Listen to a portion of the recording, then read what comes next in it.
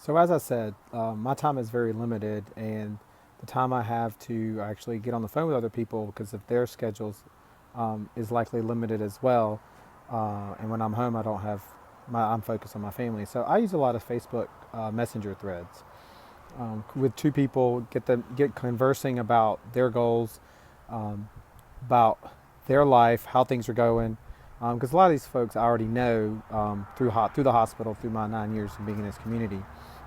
And then, during the conversation, a lot of times indirectly find out how they're feeling, how they're doing, and find out maybe they need more energy, or they're trying to lose weight, but they kind of got stuck or can't figure out where to get started. So then I share my story with them and advocate with them and get them interested that way. Some of it leads to a phone call one on one.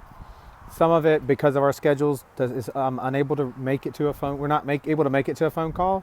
So but I always want everybody to in touch and speak with my sponsor, Heather. So I'll create a three-way thread with the three of us, and basically tell them, look, I have limited experience, but it has worked, and I've seen it work on other people. But Heather has over 2 years experience. She has that much experience with products and the business. She's helped me help a lot of people. She's got a more free time on her hand since this is her business and she's able to stay home with her kid. Um, and maybe it'll be easier for the two of y'all to coordinate a time based on your schedule and her schedule as opposed to throwing me in the middle of it, since my time is very limited um, on a regular basis. And every once in a while you get someone that says, well, no thanks, I really don't want to. And then usually what I'll do is say, okay, fine, well, do you mind if I check in with you, in a week, in a month, or just say, hey, can I check back with you? If they say yes, when can I check back with you? Most of the times they don't mind you checking back in with them. I just don't want them to think I'm a bother and just hounding them, and which then makes you sound like you're trying to sell them something.